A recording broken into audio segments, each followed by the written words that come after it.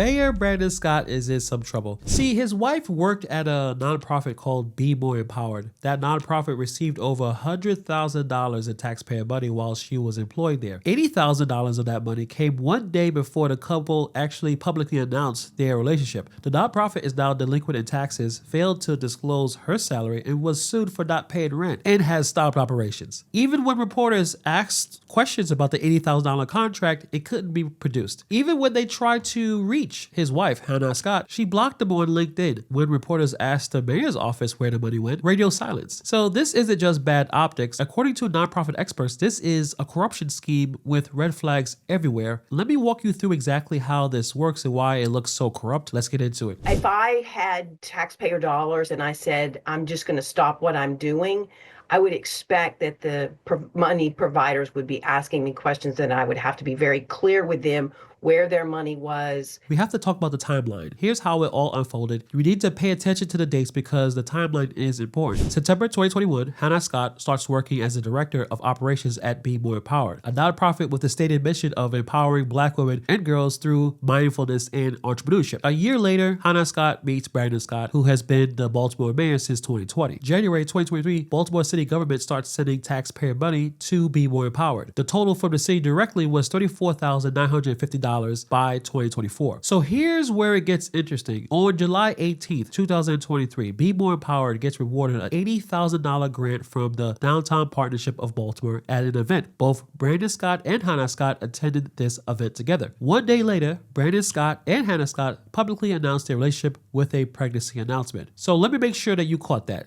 They were secretly dating. An $80,000 taxpayer fund grant gets rewarded to her nonprofit. They're both at the event together. Then the next day, they go public with their relationship. So from July 2023 to June of 2024, the Baltimore Children and Youth Fund, the BCYF, which is 99% funded by Baltimore City taxpayers, sends a $62,500 check to Be More Empowered. So if you look at all those checks, all those grants that was given, it was about $177,450 in taxpayer money flowing to this nonprofit that employs the mayor's girlfriend turned wife. Then next year, 2024, Brandon and Hannah Scott get married, and then a year later, September 2025, Be More Empowered gets sued for not paying rent and announce a organizational pause, which is nonprofit speak for we're shutting down. Hannah Scott's employment at Be More Empowered ends the same month. And here's the problem. No one can account for where the money went. Over $100,000 in taxpayer money. Where did it go? No one knows. Now let's talk about who awarded the money and why these connections matter. So there's a person by the name of Shalonda Stokes. She is the president of the Downtown Partnership at Baltimore. This is an organization that rewarded that $80,000 grant one day before the relationship announcement. Partnership's president, Shalonda Stokes, has a salary of $317,000.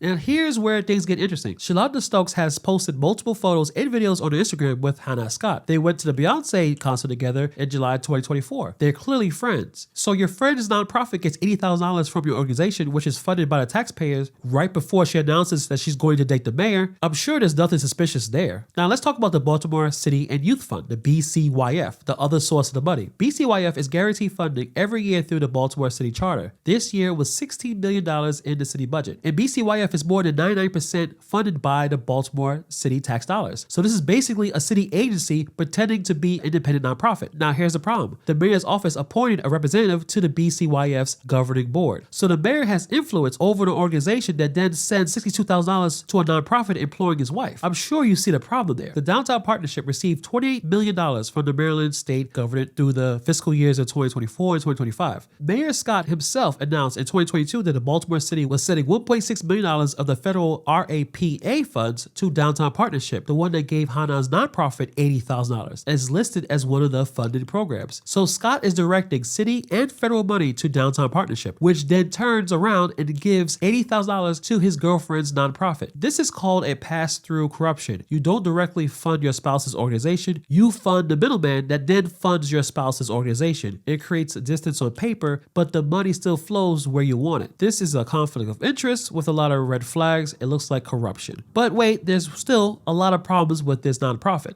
Be More Empowered isn't just connected to the mayor, it's also a complete mess within the organization. They're delinquent on tax filings. They haven't been able to file a 990 form for the fiscal year of 2024, which is due to the IRS in May of 2025. That's the basic tax form nonprofits have to file to show what money they received and how they spend it. There is no public information on whether they received more tax dollars, what they did with it, how they use it, no idea. So when you look at Maryland's charity database, you see that Be More Empowered is officially delinquent. Also, nonprofits are required to disclose compensation for key employees. They didn't. We have no idea how much of that taxpayer money went directly into Hannah Scott's pocket as salary. They also got sued for unpaid rent. See, that $80,000 check was supposed to help them open an office in North Howard Street in downtown Baltimore. They never opened there. Instead, they moved to North Charles Street. Then they got sued in September 25 for not paying rent on that office. The same month they announced that they were pausing operations. And the biggest issue, no contract can be produced. When investigative reporters requested the $80,000 contract from the downtown partnership, it couldn't be provided. So let me repeat that. $80,000 in taxpayer money and the contract could not be produced. So how are the people involved responding to the questions about the situation? Well, Hannah Scott doesn't want to talk. Apparently, she blocked a reporter on LinkedIn for trying to ask some questions. That's not the behavior of someone with nothing to hide. That's the behavior of someone who knows they got caught. Reporters also went to Brandon Scott's office. They sent them a list of questions. Attempts to reach Mrs. Scott for comment were unsuccessful. The mayor's office did not respond to the following questions. How did Be More Empowered spend its taxpayer money? Will you request that Be More Empowered returns the funds? Was it a conflict of interest for Baltimore City to send Be More Empowered money as the organization was employing Mayor Scott's partner?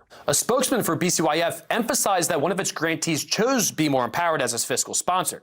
The spokesman did not respond to questions about how that money was spent and whether they'll get it back. A fiscal sponsor manages finances for smaller nonprofits, but that raises even more questions. Where's the financial reporting? Where's the accountability? Where did the $62,500 actually go? Now, there was a spokesman for the Downtown Partnership. They said that the Boost program was funded by private donations and taxpayer dollars, a combination that varies depending on the grantee. But they won't say how the combination was for Be More Empowered. And they can't produce the contract. Everyone involved is either not talking or making something up. No one's providing any transparency. So the city council tries to fix this. They want to do something about it. So what they did was introduce a bill that would establish new regulation rules for this. So this will ever happen again. It will prohibit BCYF from awarding taxpayer dollars to organizations with ties to its staff or board members and their family members. In other words, it would make what happened with Be More Empowered illegal going forward. Replace the current BCYF executive leadership. Tensions were high at City Hall, where dozens of concerned citizens testified on a bill that would require additional financial reporting and auditing of taxpayer-funded nonprofits through the Baltimore Children and Youth Fund. It's now time for the City Council to return to authorizing legislation from 2020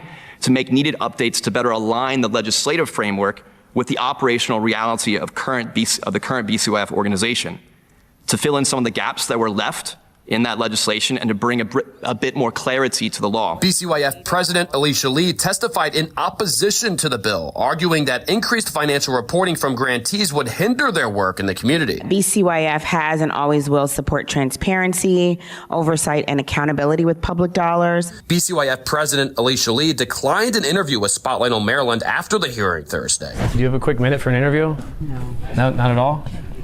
What could you just say, do you think Baltimore City taxpayers have a right to know how their money's spent by the Youth Fund and their grantees?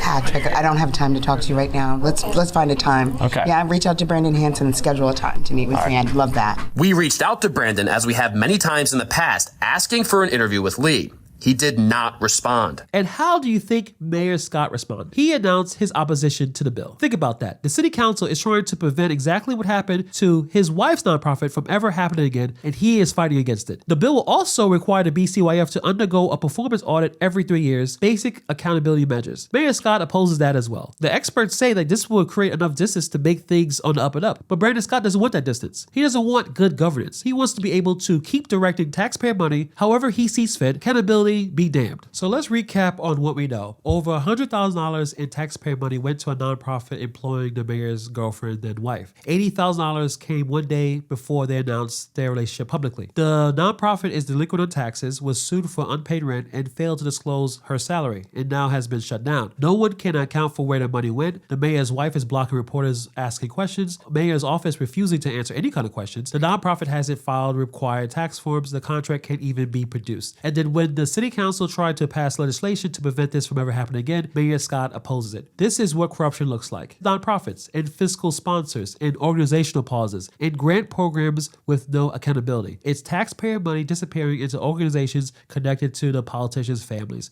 with no transparency and no consequences. The only question is now, will anyone face consequences? Or will this just be another scandal that Baltimore residents pay while the people involved walk away? We'll see. I probably think it's just going to be the latter. But let me know what you guys think about this story in the comments below. Thank you for able to just deal with my cold. I feel nasally, but I wanted to make another video for you guys. Thank you for taking time to watch this video, and I'll see you guys in the next video.